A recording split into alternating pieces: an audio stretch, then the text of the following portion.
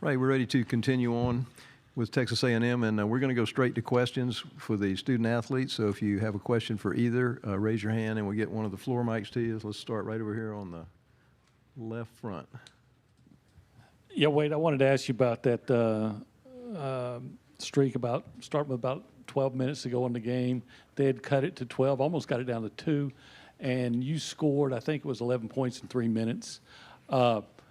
Was that just the game coming to you, or did you feel at that point that you needed to, I don't know, be the aggressor and try to personally try to, rescue your team at that point? Yeah, we weren't getting any stops on the defensive end, so they cut the lead down. They started hitting shots, a lot of threes, and a lot of getting to the basket with ease. Our low man was pretty late. But I would just say I was just trying to control the game a little bit. If that was scoring, if that was trying to get stops, if that was trying to assist. And in that moment, it was scoring at the time. So that's it. All right, let's take another question on the front on the center. Yeah, for Wade. I know we talked a lot about y'all's recipe and kind of what y'all need to do for success. This seemed like a game that was very different from the recipe. Was that something that was in scouting, or is it something that how the kind of game unfolded for y'all? Recipe? What recipe? Just more three-pointers, a little bit less off the free throw line. Yeah, it was a good rep. Because yesterday, against Arkansas, they wasn't a three-point shooting team. And now today, Vandy, they run a lot of good plays to get three-point shots. So just working on our cover two and high nail, just a defensive strategy that we're going to need going down the line. Let's come to the front row on the right side. Hey, Wade, you're one of the guys from last year's team that made it all the way to the conference championship, and now you're back again, man. How does it feel to be back in the SEC championship? It's a blessing. We worked very hard to get back to this point. On December 25th, being 6-5. Nobody thought we would be here. So it's a blessing, and we try to complete the job. Raise your hand. Other questions? Let's go to the about third or fourth row back.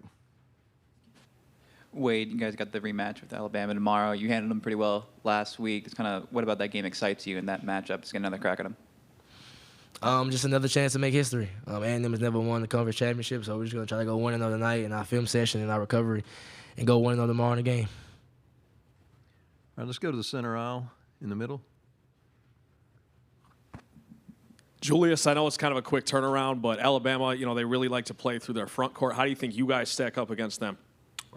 We stack up pretty good. We played them last week, so we have some familiarity with them. But, I think we'll be fine. All right, let's go back to the front row in the center. Yeah, Julius, how many threes y'all were able to make early? How much did that open up the space down low? I know you had that kind of little streak there in the first half that you had some space to work. Yeah, I think I opened it up for everybody, honestly, because I got the first couple baskets, and then they started hitting threes. And so, I think I kind of opened up a little bit, and then I started feeling it, so I took a little more shots than I probably would have in the first half, but yeah. Now let's go to the far left in the middle. Go ahead. Right here, Julius. That hook shot you've got is kind of old school. Where did you develop that, and how did it come about? I probably had a hook shot since I was in third grade. That was probably the first shot I learned how to do because I was the biggest guy on the court. So it's been something I've mastered all my life at this point. Hands up. All right, let's come to the middle in the front. You guys did a great job of getting to the free throw line against Alabama. It was the key to the win about a week ago. What did you guys do to be able to go to 27-28 from the line and be able to have such an advantage? Question was for who? All right, go ahead. Just to get defensive stops on the defensive end so we can play in the broken floor. It's easy to get to the free throw line when the defense is not set. So just trying to get stops and play downhill. Yeah, that's like an emphasis for us is to get to the free throw line as quick as possible, getting to the bonus. And, that's what happened in Alabama. That's why we shot 28 free throws, made 27. We got time for one more. Either student athlete, raise your hand. Okay, let's take the last one right here on the front. I just want to get y'all's thoughts on that first half dunk from Solomon Washington, that windmill. Just what y'all thought about it. Wade? It was a sight to see. We always joke and talk about Solo, how he's trying to leak out to get a dunk. But he actually did his job this time, and he was rewarded the dunk. So it was actually fun to see. He was happy about it. Same for Julius? Yeah, no, it's the exact same thing. That was to be my response because usually he gets in trouble for those, and coach always has to say something about it in film the next day.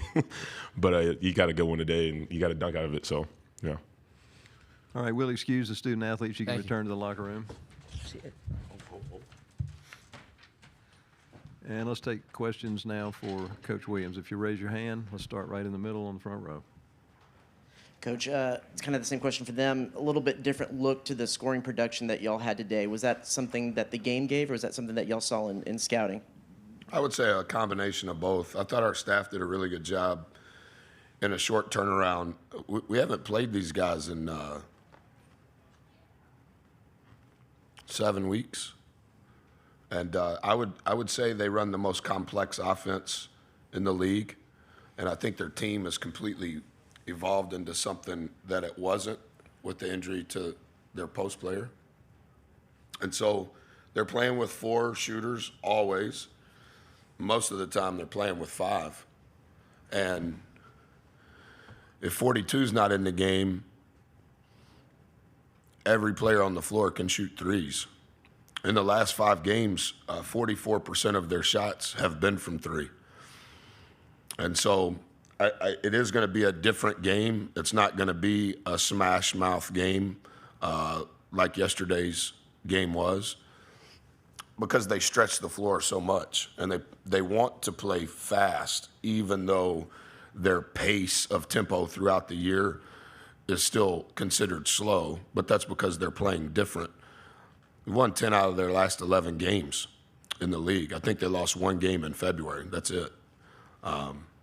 So I think the pace is going to be different because of that. And I thought that our plan, they executed at a really high rate. And we were able to get, I think we had 5 turkeys in the first half, and that always makes your offense look better to force point because you're playing in a broken floor. Next question in the center, middle, on the aisle. Buzz, not a game-specific question, but how good is basketball in the state of Texas right now, grassroots, high school, college level? Yeah, I think it's really good. I'm probably biased, Pat, just because I'm from there. I think it's always been really good. Obviously, it's heavily populated with really good players. And throughout my career, because I'm from there, no matter where I've been, we've always recruited. Similar to what's transpired across the country, I think that as grassroots has become more and more part of this, I mean, grassroots is going on now. And so there's really not an off season for players anymore. 20 years ago, there was some level of break, similar to what Coach Saban always says when they're playing in postseason, he feels as though he's behind in recruiting. It for sure happens in basketball, as you know, because as the rules have changed, regardless of your feeling towards those rules, the calendar hasn't changed. And so the growth of grassroots has only grown. And it's hard, particularly for the head coach, it's hard to go on the road in January and February to high school games. And so I think the state is populated with really good players, but I also think it's populated with really good coaches, whether they're scholastic or grassroots. And obviously at Texas A&M, we want to be in a position to sign the best and coach the best. But a lot of those kids have been coached. Four's a perfect example.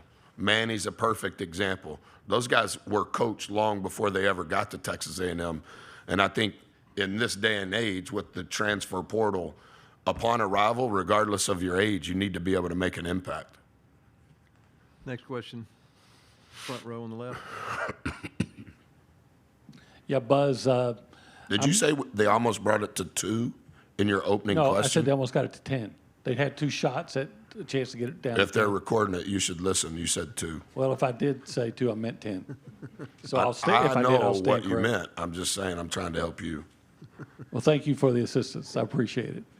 But to that same time, I would ask you, do you feel the need or the instruction to say, hey, go to Wade because he's been such a I think he amazing- understands time, score, and momentum arguably as good as any 4th semester college player in the country. Not just because he's the point guard. Like, I think he has an elite feel. Yes, I understand he can score. Yes, I understand he's fun to watch. But what makes him so special is he is comfortable on that invisible line of, should I shoot? Should I create for someone else? Should we go faster? Should we go slower? I can't remember exactly what happened. Maybe it was an official review. And I asked him and Boots, I go, hey, do you guys want me to call timeout, or are you guys going to stop the shenanigans? Coach, we got it. And I said, okay, well, we have timeouts, and if you want to run the timeout, I'll call the timeout. But we've got to shore up what's going on over this last 4 or 5 minute stretch. He just understands that. And the head coach of Texas A&M, her name is Corey, and she really doesn't agree with the acting coach on his timeout usage. But it's because she doesn't come to practice every day, and Four is really the coach. Four, should we call timeout?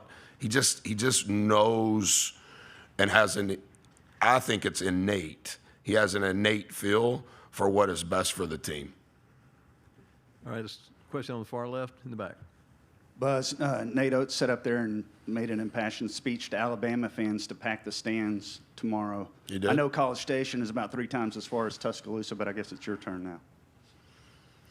Well, I pale in comparison to anything that Coach does. What I would say, though, and you've seen it for yourself, I think what's transpired in our program relative to the support should give credit to the administration, because that started in the NIT this time last year. I think that was the foundation of when things begin to turn. And then I understand the results of our success has helped in conference play, but where things are in our program relative to support upon arrival and what has transpired literally over the last year is remarkable. And I don't know the numbers because I try not to study it, but whatever the numbers were last Valentine's Day in regards to fans that attend games at Reed Arena through now, I would say they're 40 to 50% better. And I think that that's the students. I think that is the season ticket holders who now show up. But I think it's also a lot of, I've never bought a ticket. I've never bought a package of tickets. I think it's the marketing. I think it's the administration. But I think it all started in the NIT. And so if they can't make it, that's okay. We know they're supporting us, watching from TV. And we appreciate their spirit through the TV. Okay, let's take maybe 2 more questions. Let's go to the back on the right. How far is it from Tuscaloosa to here? 350 miles, 3.5 hours. 750 at College Station. Is that right? You did? Well, we need to tell the Chronicle to buy you a plane ticket. That's what we need to make a passionate speech about. Buzz, you talked on a little bit about the Alabama matchup. How much of the review in the next 24 hours or however long it is going to be on reviewing last week's tape and then kind of seeing how Alabama's changed a little bit in the tournament so far? Yeah, I'll be honest. I'm probably one of the worst at trying to get ahead. Since we've been in Nashville, I just tried to prepare for the next game. And obviously on Wednesday, we don't know who we're playing. And we have to wait a while on Thursday to find out who we're playing. And so I honestly can't tell you what's transpired with Alabama since they've been in Nashville. I think I could probably give you a pretty good account for what happened. I guess it was 7 days ago when we played them, and our preparation and what our plan was. But we'll have to spend a few hours studying what has changed. And based on what I remember, I don't know that a lot has changed tactically in how they play. Maybe they're utilizing their personnel a little different. But I'm not sure when the last time there was a regular season champion in the SEC that only lost 1 game.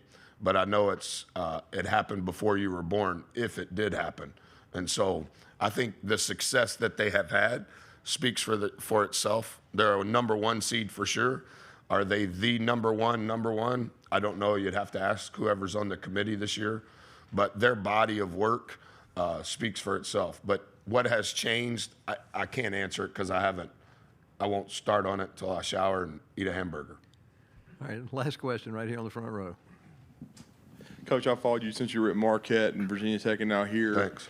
How important is the culture of your program? Because I remember when you guys played against Alabama 5 years ago in the first round, and I just enjoy watching you guys compete. But the culture of your program really seems different but special.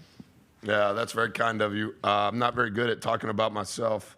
I would say a few things. I think you can always judge coaches at the highest level based over a long period of time. And I think